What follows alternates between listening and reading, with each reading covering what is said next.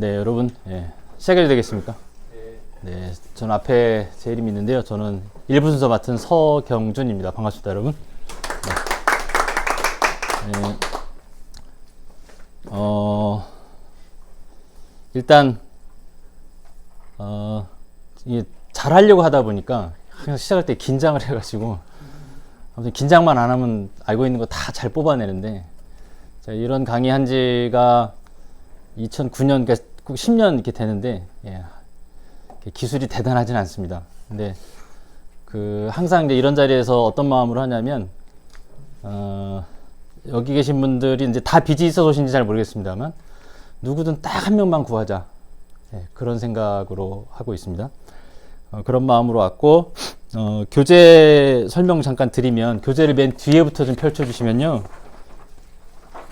제가 소속되어 있는 사회적 기업에 대한 얘기가 있고, 하나, 둘, 세 장을 넘겨주시면 이렇게 주거복지 정보라고 되어 있을 겁니다. 네. 요 주거복지 정보, 요거는 오늘 설명하려고 갖고 온 게 아니고, 참고 삼아 갖고 계시라고. 요건 건너뛸 거고, 맨 뒤에 제한사항은 제가 이따가 저의 시간 후반부에 설명을 간략히 드릴 거고요. 다시 앞으로 돌아오시면, 얘기 전체가 어떻게 구성되어 있냐면요. 저는 평신도입니다. 집사, 인천에 있는 모 교회 집사이고요. 그리고 제가 27되던 해부터 빚이 늘어서 다 해결되는데 36세, 그러니까 10년 정도의 빚에 시달리고, 그 뒤에 이제 마땅한 직업 없이 좀 전전긍긍 하다가 보험 설계사 일을 시작하면서 금융의 길을 접어듭니다. 그래서 어느 순간 깨달아 보니 내가 금융회사를 위해 일하고 있지, 소비자들 특히 이제 어려운 분들을 위해서 일하고 있지 않더라는 걸 깨닫고 방향 전환을 해요. 그게 이제 2009년, 10년 이 무렵이 되는 거죠. 그런 사람이라는 것이 소개로 드리고, 강의 이야기는 어떻게 구성되어 있냐면, 빚 문제를 추상적으로 해결하는 시간 아니고요. 실질적인 것을 말씀을 드리고 싶습니다. 말씀과 기도가 아무것도 아니다. 이 말이 아니고, 그것으로 다 해결되지 않는 부분들이 있더라는 거죠. 그래서 그런 실질적인 것을 말씀드리고 싶고, 또 제가 평상시에 어떤 표현 쓰냐면, 무술을 소림사에서 배우는 사람이 있고요. 길거리에서 배우는 사람이 있거든요. 그래서 저는 이제 빚 문제를 저의 경험도 있었습니다만, 길거리 싸움 방식으로 그렇게 처리를 할 거고, 오늘 제가 이제 드리는 말씀이 제가 평상시에 내 이야기가 성경에 위배되지 않는다라고 생각하고는 살아요.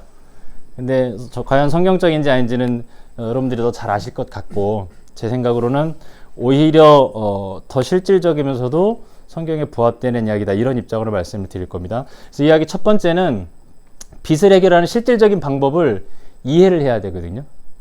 근데 그러려면 돈을 바라보는 관점, 빚을 바라보는 관점이 바뀌어야 돼요.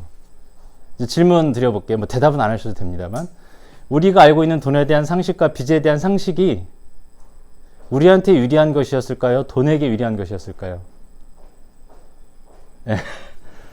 그래서 아무리 연구를 하고 빚에서 빠져나오려고 해도 우리 같은 형편에 유리한 것이 무엇인지를 찾지 못하니 연구하면 할수록 점점 수렁에 빠지더라. 그게 제 관점입니다. 그래서 이야기 앞부분은 실질적인 방법에 접근하기 위한 사전 정지 작업으로 빚에 대한, 또 신용관리에 대한 생각들 좀 바꿔보는 시간을 먼저 할 겁니다. 실제 일반 성도들이나 일반인들에게 상담할 때도 빚과 돈에 대해서 잘못 알고 있었던 것들을 건드려주는 작업이 있으면 빚 해결도 쉬워지고, 그 다음에 대해서도 의욕을 갖기가 쉬워요. 근데 앞에 생각이 안 바뀌면 있는 빚을 해결하기 힘들지만, 있는 빚을 해결하고도 또 수렁에 또 빠져요. 어떤 수렁에? 돈에 대한 자신에게 불리한 생각에 또 빠집니다. 그래서 빚은 해결돼도 살기 싫어지는 이런 현상들은 자주 보이게 되죠. 그래서 저는 화면에 이제 그림으로 표현을 했고, 여러분들 드린 교재에는 글자로 표현을 해드렸는데요. 저희 맨 뒤에 있는 화면 제가 앞으로 끌고 왔는데, 저희 소개는 간단하게만 하겠습니다. 실질적인 방법을 더 많이 다뤄드리기 위해서. 제가 몸담고 있는 희망 만드는 사람들은 어두운 데서 밝은 곳으로, 빛에서 빛으로라는 뜻을 갖고 있고, 미국에서 이런 인증 마크를 획득한 사회적 기업입니다.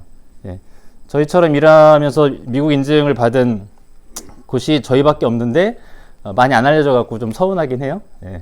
그리고 한마디로 저희는 돈병원, 돈에 병든 거 고쳐드리는 곳이다. 돈에 병든 게 빚이지 않습니까? 그렇게 기억하시면 좋겠습니다. 첫 번째, 제가 이제 앞에 부분은 생각을 바꾸는 게 필요하다고 말씀드렸는데요. 연체하면 큰일 나나요? 신용불량자는 끝이다 이렇게 생각하지 않습니까? 과연 그럴까요? 연체하면 무슨 일이 벌어집니까? 이자가 늘어나죠. 또 무슨 일이 있을까요? 신용카드 끊어지고 또 간혹 그런 분들 계세요. 간혹이 아니라 많이 그런 분들이 많이 있으신데 연체 하루라도 하면 마동석 같은 분이 집 앞에 와서 기다릴 것 같고 이게 왜 그러냐면 너무 텔레비와 신문을 많이 본 거예요. 언론에서 너무 그 빚 때문에 생긴 잔악한 일들을 너무 많이 보여주니까 별거 아닌 문제에 대해서도 우리가 너무 이렇게 겁먹고 제대로 대응 못하는 일이 벌어집니다. 저는 신용관리 별거 아니라고 생각하고 신용관리할 필요 없다고 생각하거든요. 신용관리 해야 된다고 생각하십니까? 거기에 대한 생각들을 짚어볼 때 이제 이거부터 시작해야 되는데 우리에게 불리한 이데올로기에 갇혀 있어요. 주의 자녀로 거기에 합당한 사고방식이 아니라 돈의 자녀에게 합당한 사고방식으로 있더라. 그래서 이 말부터 좀 정리를 해드리는데 이데아는 현실을 바라볼 때 이상적으로 바라보게 하는 겁니다. 근데 이데올로기는 현실을 바라볼 때 이해관계를 가지고 바라보게 하는 거거든요. 그래서 이해관계를, 그러니까 이데올로기를 만들어내는 쪽에서는 유리해요. 근데 그 반대편에 있는 사람들은 불리합니다. 근데 대한민국이 이제 분단을 겪고 있다 보니까 지금도 좌우대립이 심하잖아요. 이데올로기라는 것 자체가 분명히 존재하는데 거기에 접근하는 걸 터부시하고 가리고 이러더라 말이죠. 그래서 오히려 우리가 돈의 이데올로기에 빠져 사는데 그러면서도 주를 섬긴다고 생각하는 사람들이 너무 많더라. 두 주를 섬길 수 없다고 했는데. 그래서 어떤 이데올로기냐면 이런 이데올로기에 갇혀 삽니다. 돈, 금융, 신용. 무슨 뜻이냐면 돈이 최고다라고 배우고 살지 않습니까? 평생 돈을 추구하고 살고. 근데 우리가 추구하는 만큼 필요한 만큼 돈을 못 벌거든요. 사회 구조적인 문제가 그렇지 않습니까? 그래서 살기는 살아야 되다 보니까 돈을 평생 추구하지만 원하는 만큼 못 구하니까 그 부족한 부분을 뭘로 처하냐면 빌려서 살아라 이렇게 가르치거든요. 빌려서 사는 게 당연시하게 되고 거기에 비판의식을 못 갖게 하고 왜냐면 남들도 다 그렇게 사니까 빚도 적당히 쓰면 좋은 거라고 가르치고 이러거든요. 사랑에 대해 지지 말라고 분명히 얘기했는데 이렇게 삽니다. 근데 여기까지만 이 두 가지만 있으면요 우리한테 그다지 불리하게 작용 안 할 수 있어요. 돈의 공급이잖아요. 벌고 공급하고 벌고 공급하고 이렇게 되면 돈을 빌려준 쪽에서는 불리하기 때문에 마지막 세 번째 이데올로기를 만들어 놓고 이 안에 꽉 가다 놓죠. 그래서 세 번째는 신용 이데올로기입니다. 돈 갚아. 하루라도 연차면 네 잘못이야. 빚은 다 네 탓이야. 못 갚으면 너 큰일 나. 넌 인간 말종이야. 경제적인 낙오자야. 이렇게 돼버리거든요. 그러니까 몸에 병이 생기면 사람들이 고치려고 해요. 살아나고 싶어 해요. 근데 돈에 병이 생기면 빚이 많아지면 어떻게 되는지 아세요? 죽을 생각들 하지 않습니까? 우리가 창조의 원리대로 살지 못하도록 만드는 이런 이데올로기에 갇혀 사는 거죠. 그래서 이야기를 다 들어보시면 어느 정도 이해하시겠습니다만 여러분 빚은 꼭 갚아야 합니까? 그런가요? 꼭 갚으려고 하는 자세 자체는 나름대로 의미 있는 자세인 것 같아요. 그런데 이렇게 생각해 봐야 되는 거죠. 빚도 갚고 생활도 해야 되는데 둘 다 못한다면 둘 중에 하나 선택해야 된다면 뭘 선택해야 될까요? 생활 선택하는 거 맞지 않습니까? 근데 이런 상황에서도 생활은 포기하고 먹는 거 입는 거 포기하고 아이들 교육 포기하고 병원비 포기하면서 연체는 피하려고 해요. 잘못된 거죠. 그래서 만약에 정말 빚을 정말 갚고 싶다면 당분간은 연체 상태하고 빚을 못 갚는다 하더라도 내 생활을 먼저 회복시켜놓고 그 다음에 빚 갚으러 가야 되거든요. 생활이 회복 안 돼갖고 빚 갚으러 못 간다. 그럼 저 사람을 정죄해야 됩니까? 아닙니까? 열심히 한 거예요. 빚을 못 갚을 수도 있는 거예요. 사람이 먼저인가 돈이 먼저인가 너무 당연한 명제잖아요. 그래서 빚 문제 해결하려고 할 때 제일 첫 걸음이 뭐냐면 갚을 수 있는 상황이냐 못 갚을 상황이냐. 갚을 수 있으면 갚으셔야 되는 거고요. 못 갚는 상황인데 갚으려고 하면 어딘가가 더 심한 병이 들고 삶이 망가지는 거죠. 그래서 못 갚을 수도 있는 거다 빚이. 그래서 오해를 덜어드리기 위해서 제가 또 사족을 좀 달면 제 이야기를 잘못 들으시면 빚 떼먹는 기술로 해석하실 수가 있어요. 그게 아니고 그래서 제가 개인과 개인 간의 채무채권 관계는 잘 안 껴듭니다. 금융회사와 개인 간에는 누가 약자이고 누가 강자인지 분별하기 쉽잖아요. 그래서 거기에는 제가 제 노하우가 개입이 돼요. 근데 개인과 개인 간에는 잘 안 하는 그렇게 이해해 주시고요. 그래서 이런 이데올로기 깨야 된다. 자, 신용. 아이고 죄송합니다. 신용이란 무엇인가? 신용은 영어로는 우리는 보통 믿음직한 이런 거라고 해석하는데 아니고요. 트러스트가 아니라 빚이란 뜻입니다. 데트. 근데 왜 빚이라고 안 하고 신용카드를 신용카드라 했지 않습니까? 빚카드를 안 하고 가불카드를 안 하고 왜 그랬는가? 이거 빚카드라고 했으면 사람들이 썼겠냐 말이죠. 신용카드 만든 사람들이 처음부터 사람들 손에 쉽게 쥐어주고 거부감 없이 쓰기 위해서 일부러 만들어낸 말인 거죠. 신용 그러면 좋은 느낌을 주지 않습니까? 이거부터가 사기적인 접근인 거죠, 우리를 향해서. 거기다가 막 지키려고 하는데, 이게 왜 신용을 지키냐면, 신용이 그런 거잖아요. 내가 지금 돈이 없지만, 신용을 사용해서, 남들 있는 사람처럼 살 수 있고, 그죠? 예. 근데 결국은 이제, 오늘은 돈을 쓰지만 다음에는 갚아야 되는 이런 불리한 상황에 빠지게 되는 건데, 거기다가, 마치 여러분들의 이제, 흡연자들 계시면 이해하시겠습니다만, 담배 이름에 만약에, 멋있는 이름, 제가 옛날 담배밖에 모르는데, 레종, 오마샤리프, 이런 거 붙이지 말고, 폐암 말기, 이런 거 붙였으면 사람들이 담배를 필까요, 안 필까요? 안 피겠죠. 예. 그래서 신용카드에다 빚카드라고 안 하고, 예, 신용카드라고 이름을 붙여놨다. 근데 그게 저의 해석입니다. 자, 그래서 이제 신용을 재정의하면, 개인 신용등급 관리, 신용사회니까 신용관리 하라고 하는데, 그게 의미 있고 필요해야 관리하는 거잖아요. 그게 왜 필요합니까, 여러분? 신용관리를 왜 하는 거죠, 우리가? 그렇습니다. 대출 받을 때 필요한 거죠.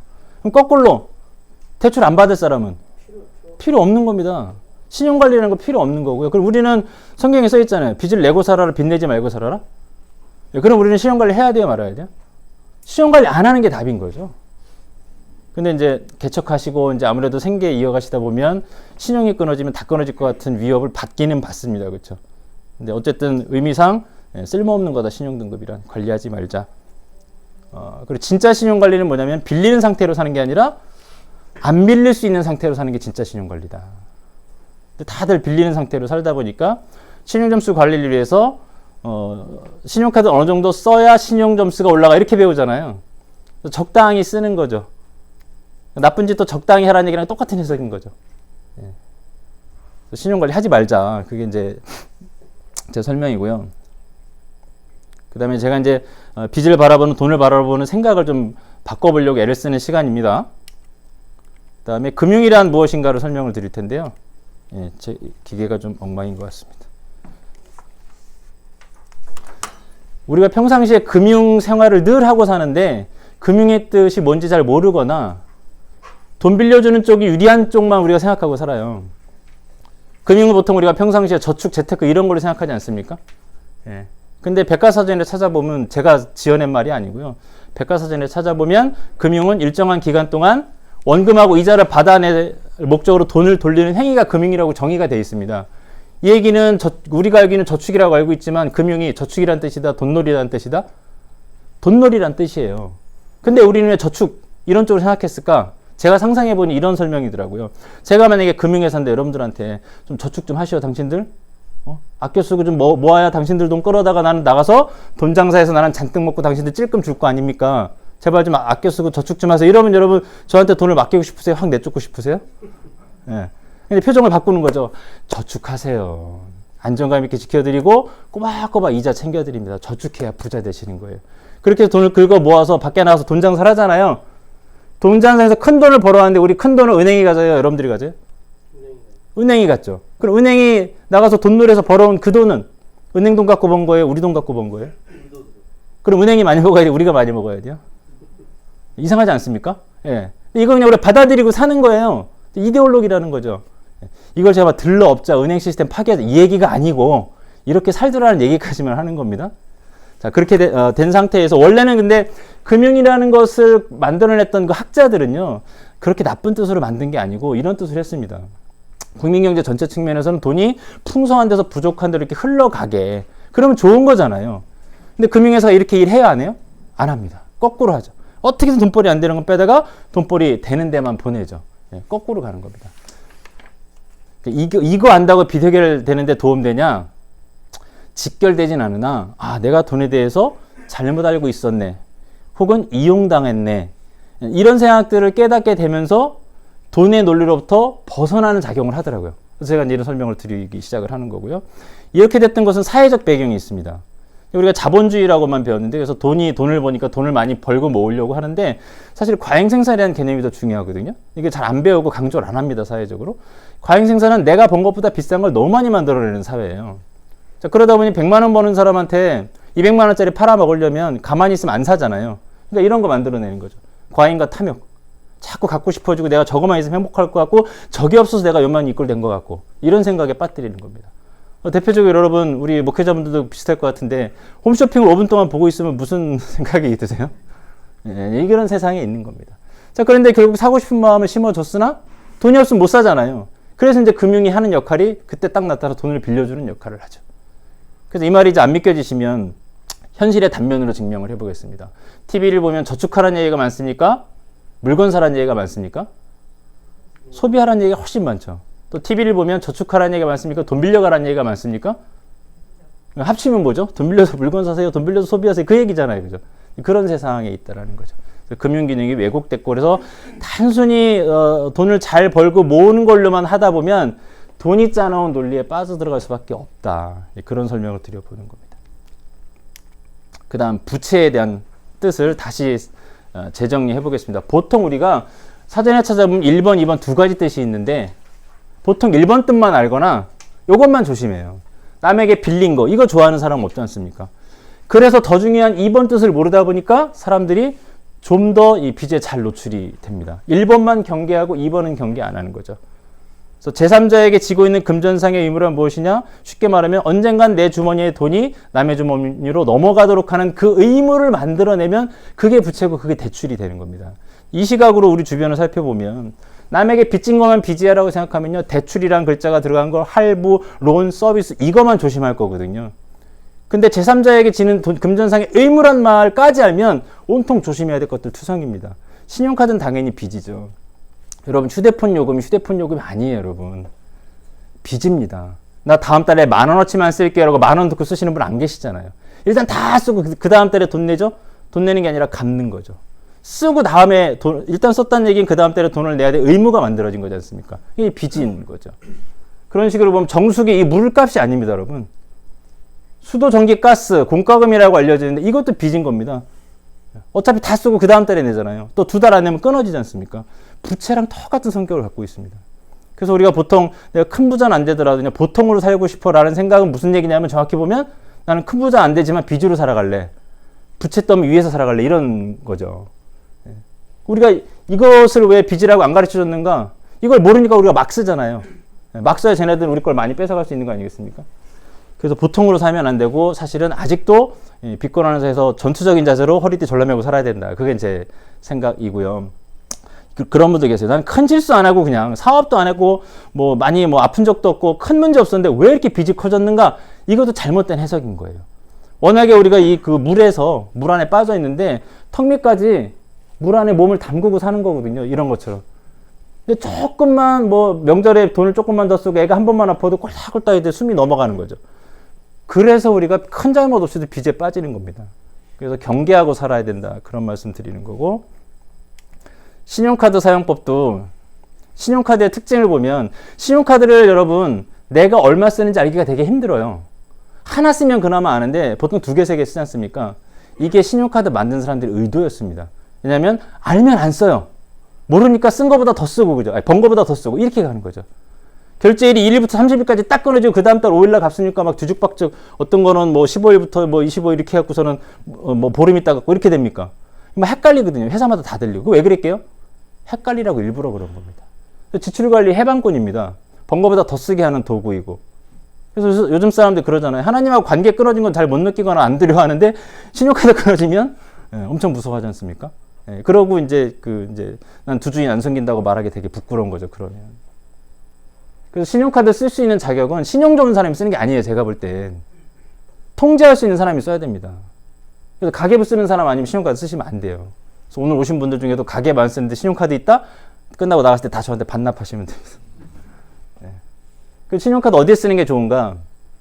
신용카드의 특징을 잘 들여다보면 적합한 사용처, 부적합한 사용처를 구분해 볼 수 있는데 신용카드를 보통 생활비에 쓰시거든요. 그럼 부적합한 사용처입니다. 왜냐하면 신용카드는 워낙에 번 것보다 많이 써요. 그래서 보통 어디 얼마 쓰는지도 모르고 매달 쓰는 게 들쭉날쭉한데 쓰면 신용카드가 원하는 그대로 우리가 살아주는 거거든요. 그래서 생활비에 쓰시면 안 돼요. 그럼 적합한 사용처는 어딘가? 아무리 긁어도 과소비 안 하는데 교통카드 100만 원 이상 긁고 다니시는 분 없죠? 이런 데는 괜찮다라는 거예요.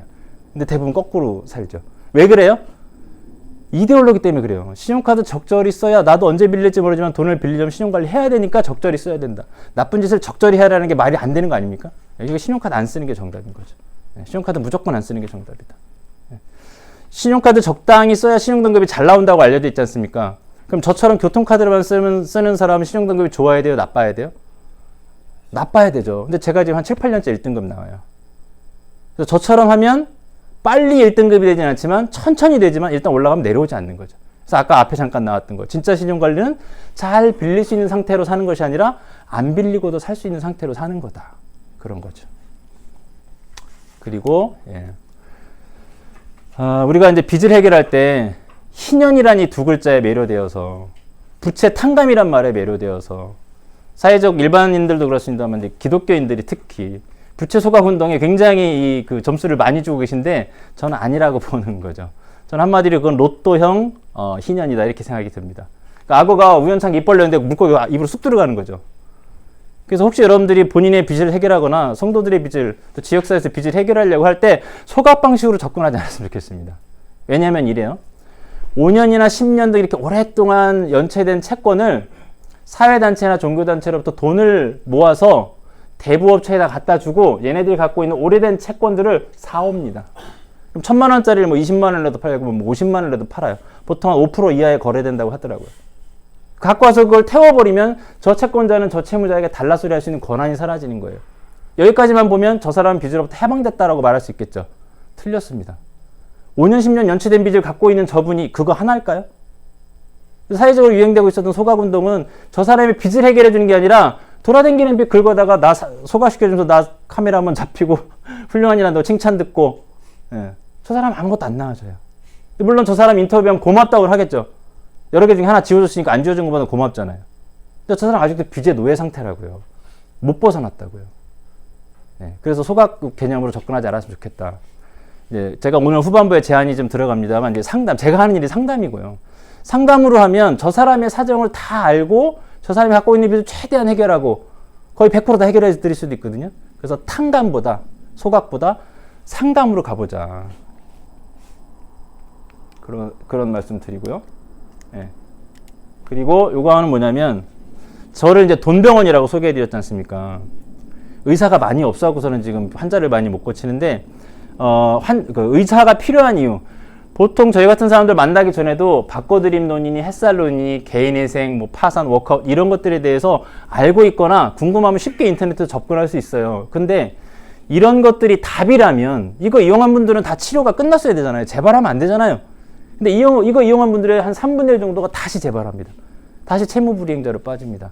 그 얘기는 뭐냐면 단순히 이런 약을 먹고 이런 수술한다고 해서 병 고침 받는 게 아니더라.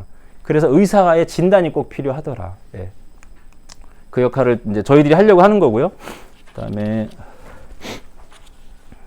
이렇게 해서 이제 짧지만 생각을 좀 건드려 보는 시간을 가졌고요. 한 번 더 강조하면 빚은 갚으려고만 하면 안 됩니다. 못 갚을 수도 있는 겁니다. 생활도 된다면 갚으려고 해야 되겠지만 생활도 망가뜨려 가면서까지 하면 안 되고 상담하면서 자주 만나는 사례 중에 이런 게 있어요. 이제 막 얘기하다가 지금 되게 어려워서 저를 찾아오셨는데 자기는 그래도 이런 상황이 될 때까지 연체 한 번 안 했대. 잘한 게 아니에요, 여러분. 가만히 들여다보니까 1금융권 연체 안 하려고 2금융에서 빌렸고 그거 연체 안 하려고 캐피탈의 대부업체까지 손대시는 거죠. 이거 잘한 게 아니거든요. 이런 현상이 왜 벌어지냐면 연체는 무조건 안 돼.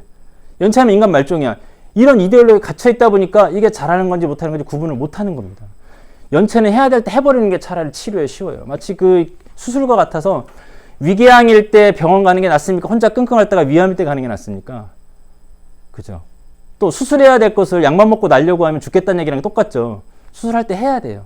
근데 이제 지금부터 이제 좀 구체적인 방법으로 넘어갈 건데 개인회생이니 파산이 이런 것들을 접근 안 하시는 분들 중에 어떤 생각이 있냐면 그거 하면 끝이잖아요. 그거 하면 내가 경제적 낙오자 되는 거잖아요. 또 이 그 신용불량의 문제는 평생 쫓아다니잖아요. 이런 생각들이 다 맞질 않아요. 틀린 생각들입니다. 그래서 이거 그냥 치료법이라는 거예요. 치료법. 오늘 제가 드리고 싶은 말씀이 제일 중요한 게 이겁니다. 개인회생, 파산, 워크아웃 이런 방법들을 있는데 그게 몹쓸 짓이 아니고 그건 치료법이다. 치료에 접근해야 된다. 연체 있을 수 있다. 연체가 평생 쫓아다니는 거 아니다. 그런 말씀 드립니다. 자, 여기서부터가 이제 실제 방법론, 치료법들에 대한 설명인데요. 막 깊게 막 들어가면 이해하기 곤란하실 것 같아서 최대한 개념 정립 정도로 가고, 실제로 이제 제가 진행하는 시간에도 시간이 허락되면 질문을 좀 받아보겠습니다만, 혹시라도 제가 지금 제 시간에 질문 처리 못 해드리면 저 다음에 현창원 목사님 하시잖아요. 그 다음에 또 별도의 질문 시간이 있으니까 각자의 그 처지에 적용될 수 있는 답들을 꼭 질문을 통해서 가져가시면 좋겠습니다. 요거는 그 미국 학자들이 연구를 해서 밝혀냈는데, 보통 저소득자나 경제적으로 어렵고 빚이 많은 분들은 거기다 돈을 공급하면 형편이 나아질 거라고 생각들 하잖아요. 안 그렇다라는 것을 연구를 해서 밝혀냈어요. 프리스턴 대하고 하버드 학자들이 밝혀냈는데, 뭐냐면 돈에 그런 애로사항이 생기고 그 기간이 오래되면 오래될수록 사람의 머리가 나빠진답니다. 그래서 일상생활을 하는데 돈에 대한 합리적인 선택을 못 한대요. 그런 상태에 빠진대요. 예. 그래서 이런 채무조정제도를 설명할 때도 어렵게 설명하면 좀 듣다가 생소한 단어가 나타나면요, 저건 내가 할 거 아닌가 봐, 이렇게 멀어지십니다. 그래서 여기 계신 분들이 혹시 빚이 있으시다면 저 얘기를 쉽게 들어주시길 바라겠고, 오늘 들은 이야기를 또 누군가 전할 수 있지 않습니까? 그럼 제가 공식 용어 말고 쉬운 것을 툭툭 집어넣을 텐데 그 얘기를 전할 수 있으면 좋아요. 윤곽부터 잡아드리면, 저신용자이거나 빚이 많은 분들이 선택할 수 있는, 공적으로 선택할 수 있는 것들, 이런 것들이 있는데, 이 위에 두 가지는 쉽게 말하면 고금리를 저금리로 바꿔주는 겁니다. 예. 그리고 그 아래 것들은 채무를 조정해 주는 겁니다. 금리, 상환 기간, 원금, 탕감, 이런 식으로 조정을 해 주는 겁니다. 저희들은 뭐라고 설명하냐면 대출 제도, 요것을 약이라고 표현해요. 약 드시고 날 수 있으면 이거 드시게 해드려요. 근데 대부분 저희 찾아왔을 때는 궤양일 때 안 오시고 말기암 때 오시거든요. 그래서 이 약 먹고 안 돼요. 수술해야 되는데 진통제만 먹으면 그 의사로서는 저 환자 죽도록 내버려두는 거지 않습니까? 여러분들도 이거 함부로 알려드리면 안 돼요. 이런 거 있어, 알아봐, 이렇게 하시면 안 돼요. 이런 거 있어, 의사의 진단받아, 이렇게 하셔야 돼요. 그리고 요거에다가 별표. 햇살론을 왜 별표를 하셔야 되냐면요, 바꿔드림론은 고금리를 저금리를 바꿔주는 것만 해요. 근데 저신용, 저소득, 과다채무자분들은 고금리를 사용해서 애로사항이 있는 게 아니라 일상적으로 생활비가 부족해서 빌려줄 때가 필요한데 그게 없는 거거든요. 얘는 생활비는 안 빌려주는데 얘는 생활비를 빌려줘요. 자, 그러다 보니 인터넷에서 이거 검색하는 분들이 많습니다. 근데 이분들은, 죄송한 표현인데, 두뇌 지능이 떨어지는 걸 밝혀냈다랬지 않습니까? 합리적인 선택을 못 해요. 그러니까 이제 악덕업자들이 유혹하면 바로바로 넘어가는 거예요. 걔네들이 제일 많이 뿌려놓은 미끼가 햇살론이에요. 그래서 여기다 별표 쓰고 옆에다 뭐라고 써야 되냐면, 절대로 인터넷에 검색하지 않는다. 예. 여러분 실험 삼아 있다가 쉬는 시간에 네이버에다가 햇살론 검색해보고 그 밑에 답변 달아보세요. 전부 다 대부업자들이에요. 다 대출 중개업자들이에요. 이게 약이 되는지 치료가 되는지 그거 독이 되는지 구분 안 하고 무조건 빌려주고 수수료 먹거나, 이거 해줄 것처럼 해놓고서는 고금리 쓰게 해서 자기는 수수료 챙기고 도망가는 그런 사기꾼들이 여기 잔뜩 꼬여 있어요. 함부로 쓰시면 안 되고, 나머지 채무조정제도들도 구분해 보면, 이건 이제 자세한 건 좀 더 한 번 더 설명드릴 건데, 프리워크아웃, 개인워크아웃 요 두 가지는요, 신용회복위원회라는 곳에서 중재를 해주는 겁니다. 그래서 내가 채권기관하고 얘기하려면 힘들잖아요. 전문가들이 중재를 해주는 거예요. 근데 이것의 단점은 연체가 있어야 돼요. 거꾸로 연체가 있으면 이런 도움을 받을 수 있는데, 연체하면 큰일 나는 줄 알고 마동석 씨가 집 앞에 찾아오는 줄 알고 연체를 안 해. 그럼 계속 1금융권에서 점점 나쁜 금융권으로 옮겨가면서 이 제도를 이용 못하는 상태로 가는 거예요. 그리고 이 아래 개인의 생각 파산은 써있죠. 법원의 판결에 의한 조정입니다. 그래서 법원에 의한 판결이기 때문에 요거 두 개는 연체가 있냐 없냐와 상관없이 이용할 수 있어요.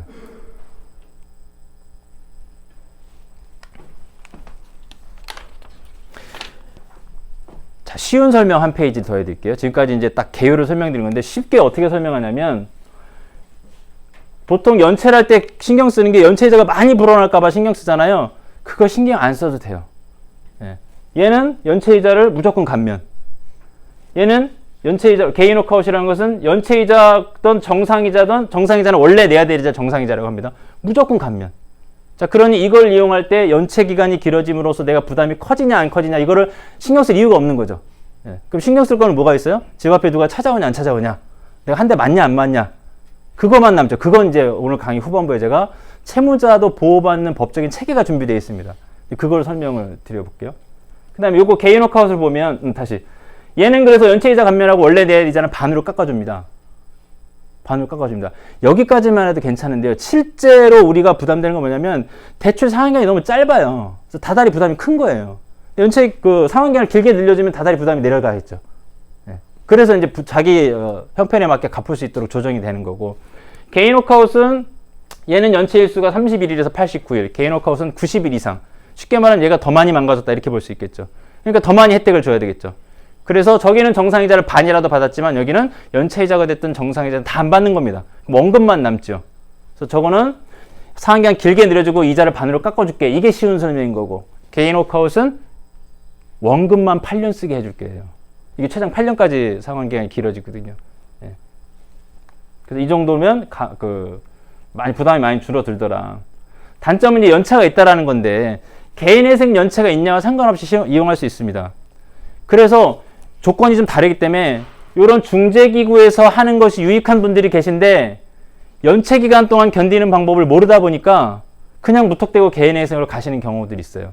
근데 개인회생의 단점이 뭐냐면 최저생계비를 뺀 나머지는 무조건 빚 갚아야 됩니다.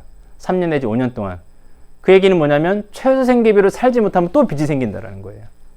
되게 가혹하죠. 최저생계비로 살라라는 게. 그런 게 단점인데, 장점은 뭔가 법에 의해서 판결을 내는 거기 때문에 개인회생을 신청하시면 채권자들한테 통보가 가요. 얼마나 어렸으면 법원에 조정 신청하러 왔니? 채권자 니네 채무자를 개별적으로 건드리지 마.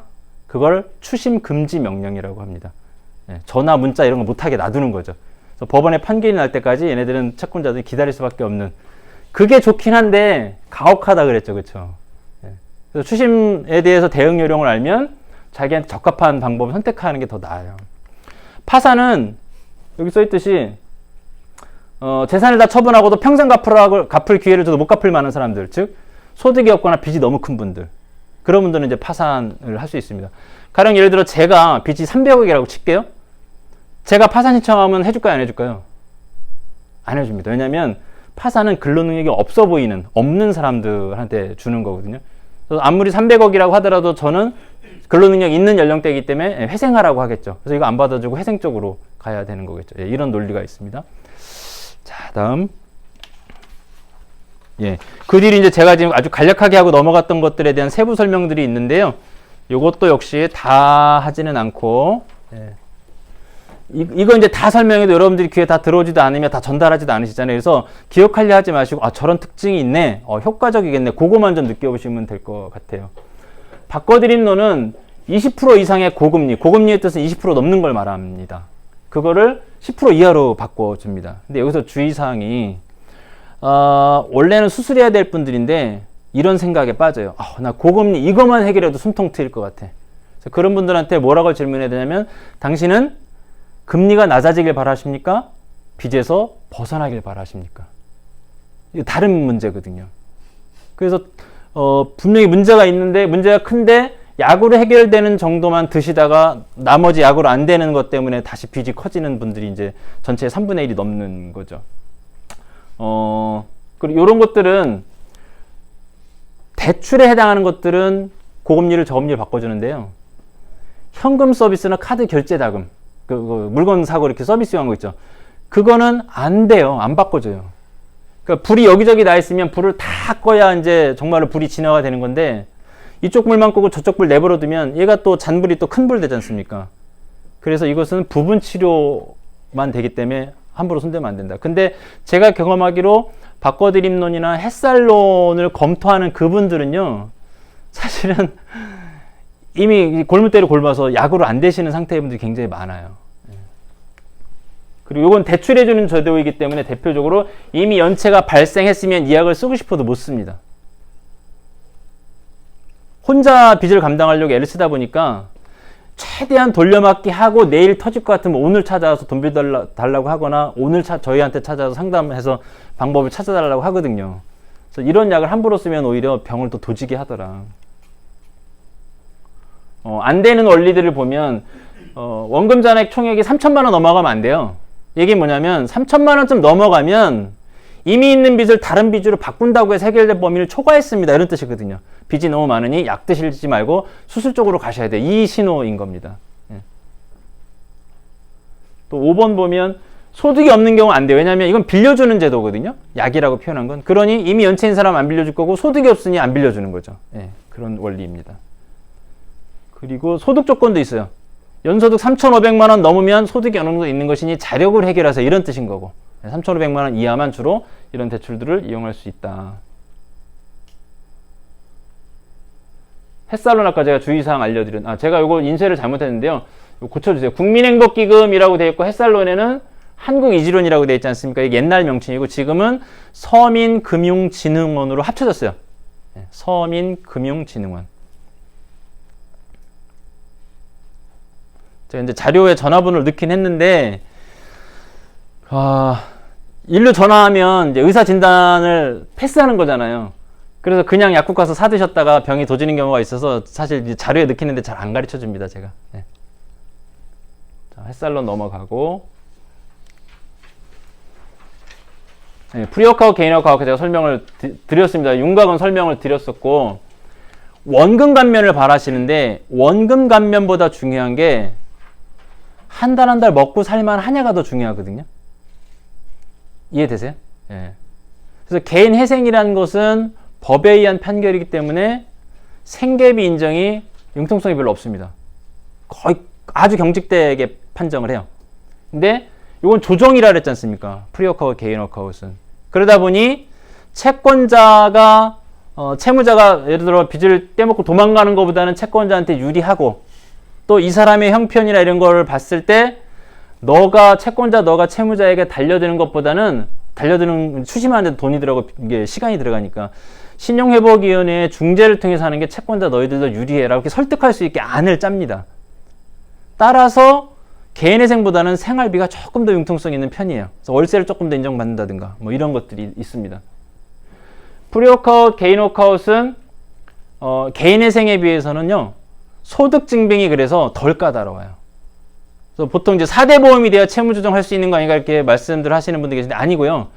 4대 보험이 되든 안 되든 비정규직이든 정규직이든 알바든 어쨌든 일하고 있다는 것을 증명할 수 있으면 개인회생은 다 됩니다. 예. 프리워크아웃, 개인워크아웃은 그거보다도 소득증빙이 어려워도 받아줄 수 있어요. 여기 보면 안 되는 경우에 보면 소득이 없는 경우라고 돼 있잖아요. 이거는 공식적으로 표방하는 이유인 거고요. 괄호 열고 소득 공여자 있는 경우 동그라미. 예를 들면 이제 주부가 신청하시면서 나는 소득이 없지만 이렇게 조정만 해주시면 저희 뭐 가족 중에 뭐 예를 들어 남편이라든가 이분들의 소득으로 내 빚을 조정된 빚을 갚겠습니다라고 하면서 받아준다는 얘기죠. 네. 그리고 또 소득이 없는 경우 전혀 안 되는 건 아니에요. 또 이거는 연체가 있어야 받아준다 그랬죠. 그래서 이제 제가 지금 드리는 말씀 오해하시면 안 되는데 연체 한 사람이 이걸 이용하는 것일 뿐 아니라 이걸 이용할 수밖에 없을 것 같아. 그러면 연체하는 거예요. 이해되세요? 네. 연체 안 하려고 버티고 나는 연체 안 할 거니까 이거 이용 안 할래. 이게 아니고 예측이 가능하잖아요. 연체될 수밖에 없네. 연체될 가능성이 높네. 그러면 각오하고 연체시키는 겁니다. 버팅기면서 대부업체까지 손대지 말자는 얘기죠. 네. 그리고 개인워크아웃 경우에는 소득이 많은 분들은 원금 감면이 없지만 소득이 작은 분들은 원금 감면도 해줘요.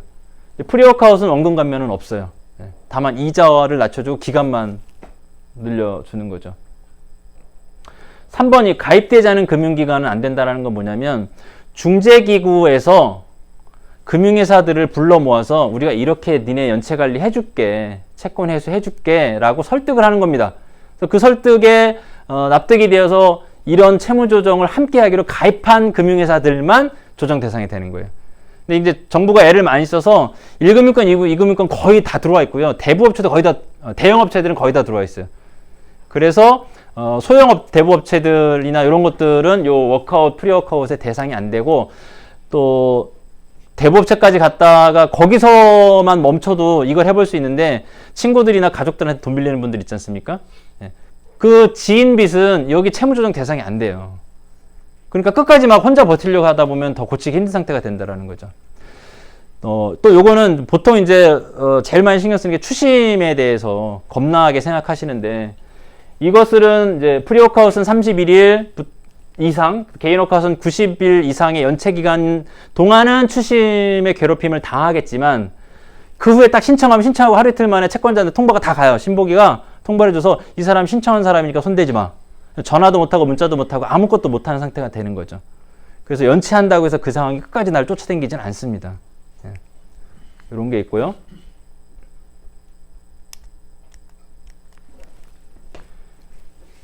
개인회생 안 되는 경우 보면 재산이 많은 경우 안 되는 이유는 이렇게 재산 많으시면서 왜 법원에서 조정해달라고 오셨어요? 재산 처분하셔야죠. 이런 논리인 겁니다.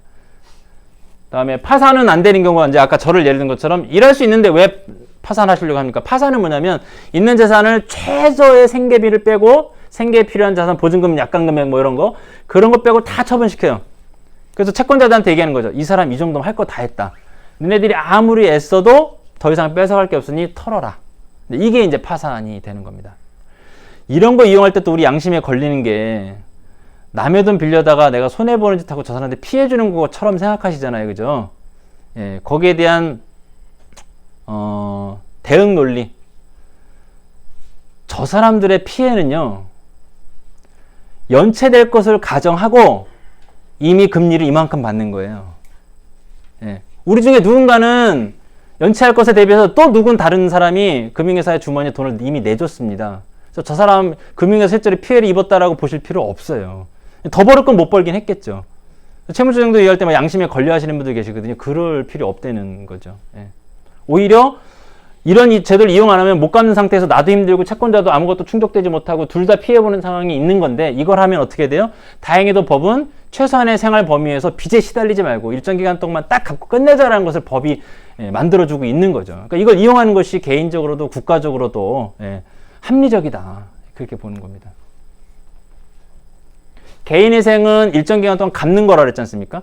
그 소득이 있어야 돼요. 근데 소득이 꼭 정규직은 아니어야 된다. 아까 말씀을 드렸고.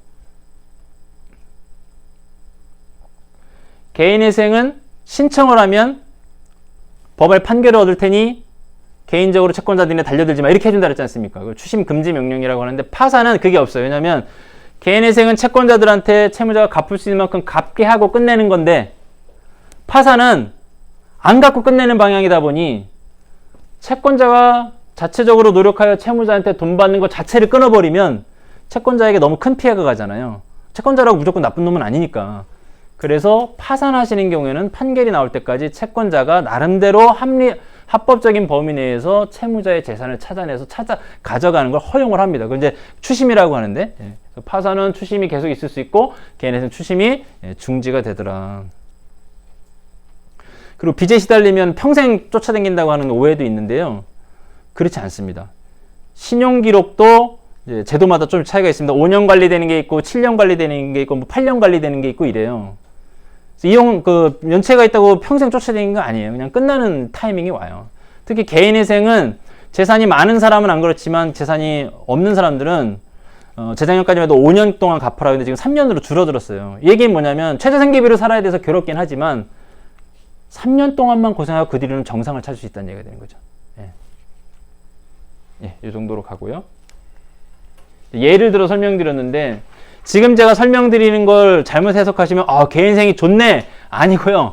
사람마다 어떻게 빚을 처리해야 되는지는 다 달라요. 형편마다. 그래서 그냥 개인회생이 그냥 개요일 뿐입니다. 채무가 3천인 분이 예를 들어 250을 버는데 3인 가구라고 하면 요 아래 이제 최저생계비가 표가 있죠. 3인 가구는 법원에서 225만 원 가지고 먹고 살아라 이렇게 정해놓은 기준인 겁니다. 따라서 이분은 250을 벌면 225만 원을 뺀 나머지 24만 원 요것을 법원에 갖다 대면 총 1,440만 원 내는 거예요. 3년 동안 이제 재산이 없을 경우 있으면 더 내야 되고요. 그럼 3천만 원 빚을 3년 만에 요만큼만 갖고 끝내는 거죠. 나쁘지 않잖아요. 이렇게 되는 겁니다. 그게 개인회생이고요. 사례를 한 건 설명드린 건데 혹시 여기까지 듣고 질문 있으실까요? 질문하시죠. 개인회생을 신청하면 신청한 이후에 얼마 이후에 결과가 나오는지 첫 번째 궁금하고요. 개인회생을 신청하는데 만약에 재산이 부동산이 있을 경우 그런 경우 뭐 이렇게 신청을 받아주는 횟수가 많은지 적은지가 궁금하고 만약에 신청이 된다고 했을 때 나중에 그 개인회생 이전이나 그 개인회생 제가 잘못 말씀드렸는데 개인 워크아웃 경우 개인 워크아웃 지금 질문하신 게 다 워크아웃에 대한 질문이세요? 맞습니다. 부동산이 만약 있는 경우에 신청이 가능한지가 궁금하고 만약 신청이 가능한다면 나중에 추후에 부동산을 판매하거나 그럴 때 불이익이 있는지 부동산도 일정 기준이 있어서 아유 이렇게 큰 부동산 가진 분이 왜 조정하러 오셨어요? 이런 기준이 있어요. 근데 보통 도시 생활 하시는 분들의 보통 사이즈 있잖아요. 뭐 1, 2억 규모. 이거 가지고는 안 그래요. 그 제가 숫자가 다 머릿속에 있지는 않은데 그래서 과한 부동산이 아니라 그냥 보유할 수 있다. 근데 그 부동산에 담보대출인데 그 담보대출 연체하고 있다.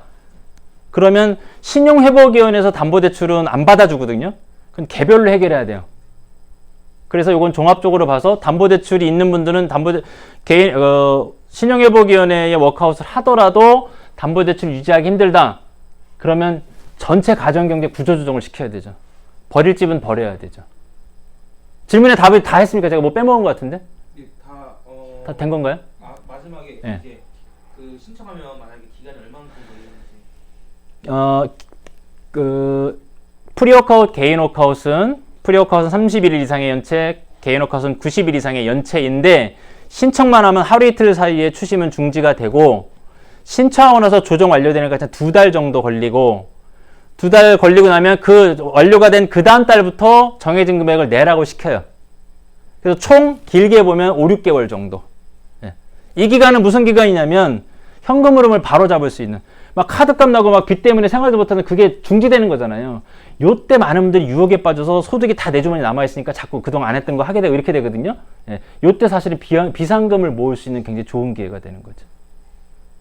제가 다 됐으니까요. 혹시 또 질문 있으실까요?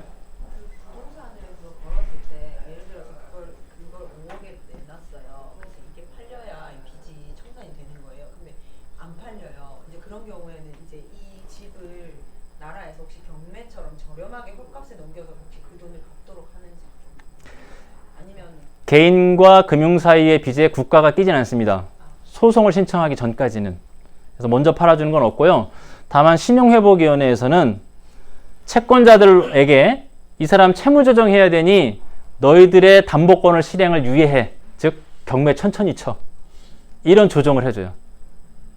그리고 이 프로그램을 이용하겠다 하는 분들에게는 이 소유주가 결심만 하면 이 집을 경매 기다리게 해놓고 이 집을 한국자산관리공사 프로그램을 통해서 처분할 수 있는 시간을 드려요. 처분해야 되는 집이라면 이런 서비스가 있어요. 근데 내놨는데 계속 안 팔리는 경우 그게 유예가 되나요? 이렇게 기간이 주어지나요? 일단 뭐 실제 물건을 보기 전까지는 확답할 수는 없는데요. 일단 이런 서비스는 누구든지 이용할 수는 있고요. 부동산이 너무 대규모면 안 되고 그런 게 있고 만약에 그렇다면 제가 좋아하는 말이 팩트보다 인터프리테이션이라고 사실보다 해석이 중요하다. 집이 안 팔려요. 내 손으로 팔면 좋겠는데 끝내는 연체 갖고서는 담보권이 실행돼서 경매에 넘어갔어요. 기분 되게 나쁘겠죠. 아니어도 돼요. 내 손으로 처리 못한 걸 법원이 나와서 처리해 준 거잖아요. 그래서 경매라는 말이 기분 나쁜 말이 아닐 수 있어요. 그렇게 처분되고 나면 어쨌든 그 처분하고 빚이 또 남을 수도 있지만 어쨌든 골칫덩어리 빚이 떨어져 나간 거지 않습니까? 그렇죠? 그 내형편에 과했던 빚이 집이 없어진 거고. 그래서 꼭 불리해진 것만은 아니죠. 자, 이제 나머지 질문 또 이제 제 질문 있는 시간에 또 하도록 하고요. 이제 사례를 설명을 드리고 채무자 권리 보호 설명을 드리겠습니다. 이분이 다 해서 7,300 정도 빚이 있었고요. 여성분이셨는데 남편분이 자동차 딜러를 하시면서 여성분 이름으로 차도 여러 대 구매하고 빚도 내고 막 이러셨어요. 저를 만나보니까 7,300인데 이것 때문에 한 달에 빠져나가는 게 보세요. 현금 서비스는 아예 금액이 계산이 안 되니까 제가 뺐거든요. 이거 빼고 한 달에 140이 나가시던 분이에요. 빚으로만. 그래서 이분들이 2월 달부터 연체를 하셔서 채무조정제도를 저희들이 진단한다는데 재무구조, 빚, 부양가족, 생활비 다 분석해갖고 제일 중요한 건 먹고 사는 게 중요하다 보니까 어떤 제도를 이용했을 때 생활비가 그나마 확보가 많이 되냐, 시간을 어떤 게 많이 벌어주냐, 이게 중요하거든요. 이런 이제 진단서를 저희들이 냅니다. 1번은 프리워크아웃을 계산한 거고 2번은 개인 워크아웃, 3번은 회생을 계산한 건데 이분 경우 현실적으로 보면 이거대로 똑같이는 안 되지만 이건 저는 그냥 예상을 한 거지 실제 결론은 여기 직접 가봐야 되거든요. 근데 비슷하게 나와요. 월 현금 흐름이 제일 유리한 게 개인 회생이에요. 한 달에 30만 원. 근데 이분이 이거 저랑 상담할 때 소득이 없을 때였어요. 단순히 여기까지만 생각하면 소득이 정확히 있어서 증명할 수 있어야 이용하는 게 개인 회생이라고 생각하니까 나는 답이 없어. 이렇게 생각할 수 있거든요. 아니고 예를 들면 개인 회생이 정말 답이면 내가 안 되는 조건이 있을 때 돌아서지 말고 그걸 극복할 수 있는 방법을 만들어내면 돼요. 지금 직업이 없으면 힘들지만 취업하면 되잖아요. 알바로도 된다고 했으니까. 실제로 이분은 이분이 사실 참 막 엎친 데 덮친 격으로 다리에 수술하셨는데 그 못을 빼러 갔다가 그 못 뺄 때 이렇게 손으로 안 빠지니까 두들겼어요.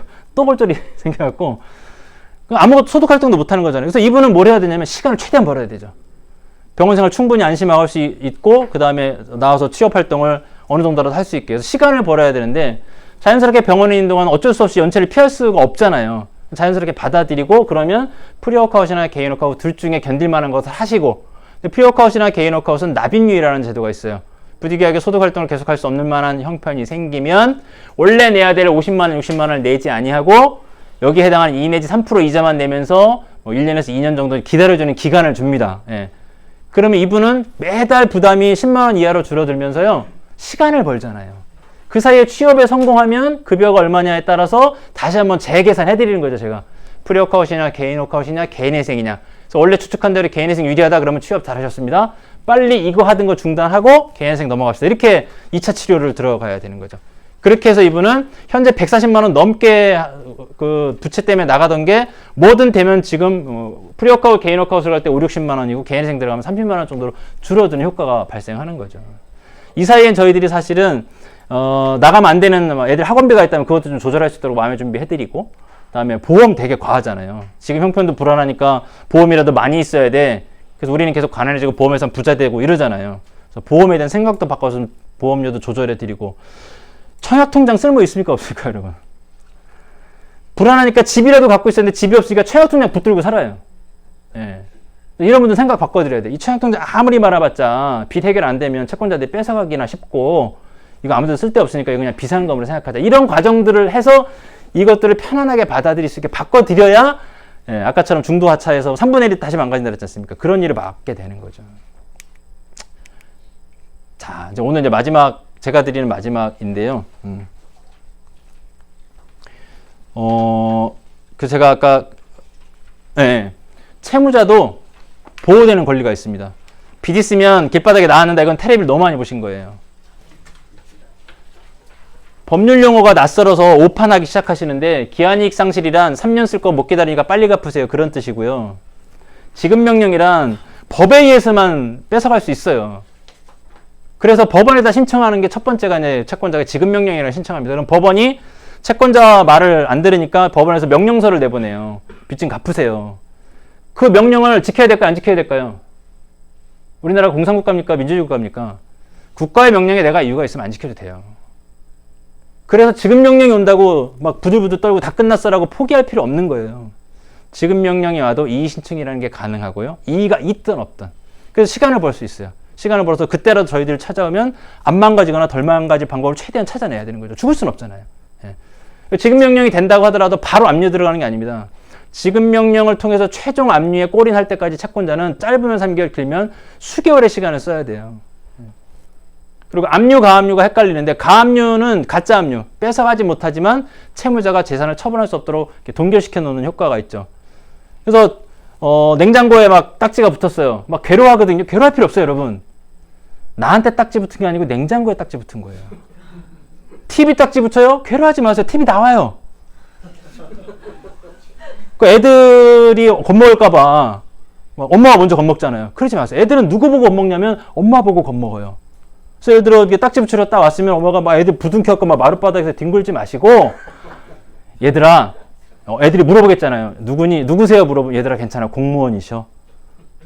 딱지 붙이려고 하면 이제 그 집행관들이 알아요. 애들이 있으면 조심하고요. 예의 바르게 하고 TV 앞에다 붙이려면 이제 부탁하면 돼요. 뒤에다 붙여주세요. 그러면 뒤에다 붙여요. 예. 무서울 일 아니에요. 괜히 막 상상하는 거예요. 머릿속에 텔레비에서 본 거. 그래서 제가 언론에서 자꾸 자극적인 기사, 망가진 기사 보내주는 게 너무 싫어요. 정상적으로 작동하는 원리를 파괴시켜버리잖아요. 너무 과도한 공포에 사로잡히게 하고. 이런 논리가 있습니다. 근데 이런 것들을 하는데 시간이 걸린다? 프리워크아웃은 1개월이면 신청할 수 있고 신청한 후에는 채권자들의 법조치가 무소용해버려요. 개인 워크아웃은 3개월 있다가 신청할 수 있는데 그거 역시 신청하고 나면 무소용해버리는데 압류를 진행하는데 걸리는 시간이 4, 5개월 이상 걸린다 그랬지 않습니까? 그럼 채권자가 빨리 가요? 채무자가 빨리 가요? 다시. 채권자는 실제로 압류를 실행하는데 5, 6개월 이상 걸려요. 근데 채무자 정도 신청하는 건 그보다 훨씬 짧죠. 그래서 지금 여기까지만 들으시면 채권자가 유리해요? 채무자가 유리해요? 예, 채무자 중에서도 채무조정제도를 이용하는 채무자는 채권자보다 유리해요. 무조건 불리한 상황이 아니세요. 시간상 좀 생략하고요. 채권소멸시효 빚이 평생 따라다니지 않습니다. 채권자가 받을 권리를 법적으로 행사하지 않고 5년이 지나면 대출의 경우, 다른 건 좀 짧기도 하고 길기도 해요. 그럼 받을 권리가 사라집니다. 근데 어떻게 살아나는가? 아무나 전화 와서 신용정보회사 애들이 무슨 대부업체들이 전화 와서 당신이 7년 동안 안 갚은 빚이 500만 원이 지금 3천만 원이 됐습니다. 내가 1,000만 원 받고 끝내줄 테니까 어떻게든 1,000만 원 갚으세요. 이렇게 말하잖아요. 그럼 순박한 시민들이 이렇게 말해요. 선처해 주시면 제가 조금이라도 갚을게요. 이렇게 갚겠다는 의사 표현하는 순간 채권 소멸시효, 즉 사라진 채권이 살아나요. 사라진 채권이, 죽은 채권이 다시 살아나요. 그래서 사실은 형편이 되면 갚는 게 맞아요. 못 갚은 형편이면 함부로 갚겠다는 말 하시면 안 돼요. 이게 이제 녹화되는 거라 이게 또 왜곡되지 않았으면 좋겠는데, 예, 사는 게 먼저라는 말씀 드리는 겁니다. 그래서 오래된 채무를 갖고 있는 분들한테 이렇게 말씀하셔야 돼요. 그 추심하는 사람들하고 말 섞지 말라고. 빨리 와서 진단 받으시고 이것을 갚을 형편인지 아닌지, 아까 배우신 여러 가지 제도 중에 뭘 해야 되는지 빨리 찾아서 가셔야 되는 거. 아무것도 없다. 아무것도 없다. 나한테 맞는 치료법이 없다. 그럼 어떻게 해야 돼요? 그냥 있는 것도 방법이에요, 여러분. 빚을 어쩔 수 없으면 그냥 빚 떠안고 사는 것도 방법이에요. 예. 어떻게든 살아야 되지 않습니까? 채무자 대리인제도는 뭐냐면, 카드사나 일금융권은 안 되지만 대부업체 빚이 있는 분들은 연체할 때에 한 달에 5만 원 정도를 법률사무소에서 주면, 그래서 대리인을 세우면 대부업자가 채무자에게 연락 못하고 연락하고 싶은 거 있으면, 예, 대리인인 변호사에게 연락을 해야 돼요. 그래서 전화 받고 찾아오고 문자가 제일 괴롭잖아요. 이런 일을 방어해 주는 거죠. 예, 이런 제도가 있습니다. 우리가 이런 거 두려워하는데 이런 일 안 벌어지는 거예요. 추심원은 합법적인 일을 하고 있는 대부업체도 합법적으로 하니까 걔네는 이거 무서워서 안 해요. 폭행, 감금, 그분들이 원하는 건 어떻게든 압박하여 돈을 뺏어가는 거를 원하는 거죠. 그래서 이런 일 잘 안 벌어지는데 먼저 우리가 겁먹어 주죠. 그래서 몇 번 찔러봤더니 이런 거 모르는 사람인 것 같아. 그럼 마치 자기가 별것도 아닌 사람, 추심원이 별것도 아닌데 우리 같은 사람이거든요. 이런 거 모르는 사람이라고 딱 느껴지면 마치 자기가 뭐 이렇게 어깨인 것처럼 뭐 심한 행동 할 수 있을 것처럼 겁을 주는 거죠. 어떻게든 돈을 뺏어가려고. 이런 일 없고요. 예, 아까 채권소멸시효 설명을 드렸었고요. 예. 그러니까 요 자료를 여러분들 혹시 사용하신다면 이런 것들을 시각적으로 보는 것만으로도 혼자가 아니라는 걸 느끼세요. 뭔가 있네? 돈 받을 길이? 그래서 이건 다 설명하시라는 게 아니라 이렇게 보여주기만 해도 효과가 있습니다.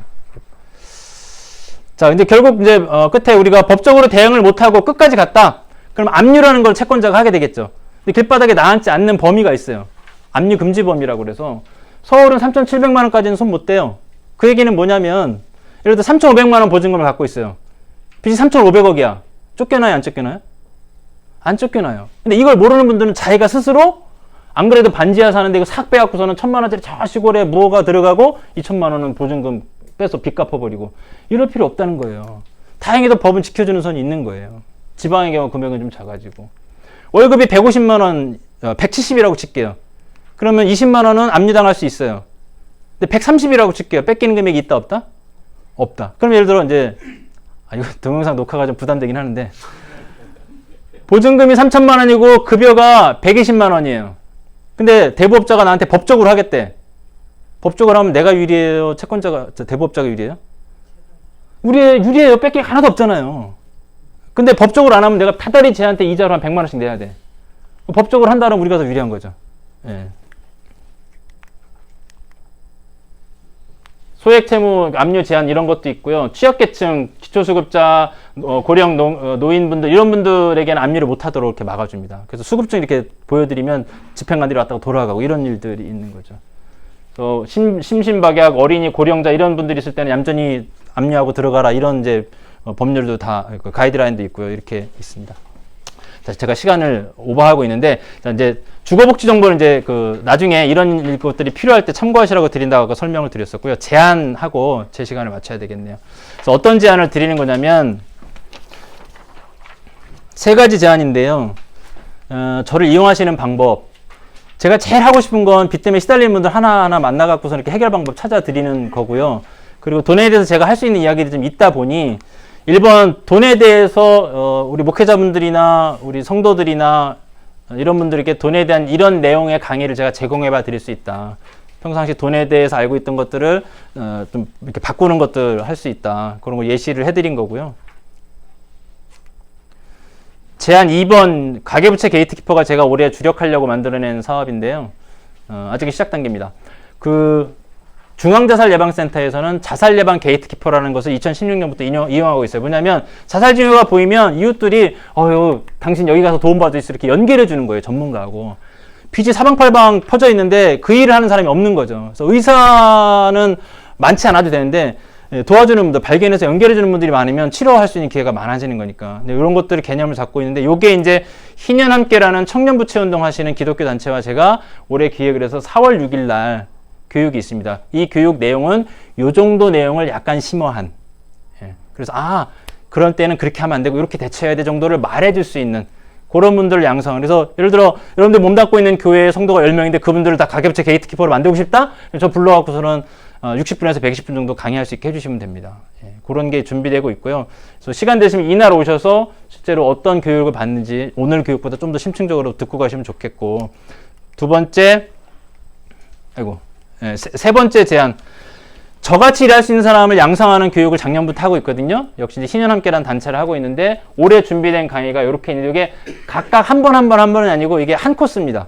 한 코스. 그래서 이런 것도 참여할 수 있으면 좋겠다 싶습니다. 4월 6일 요 교육대 있는 이거는 장소가 어디고? 요게 아마 전부 다 그 희년평화빌딩이라고 충무로역에 있는데요.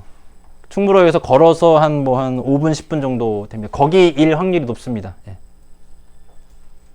제가 시간 좀 오버는 했습니다만 혹시 질문 있으시면 한두 개 정도만 받아볼까요? 네, 그러면 없으신 걸로 하고 저는 제 질문 이따가 후반부에 또 받도록 하겠습니다. 수고하셨습니다. 감사합니다. 네.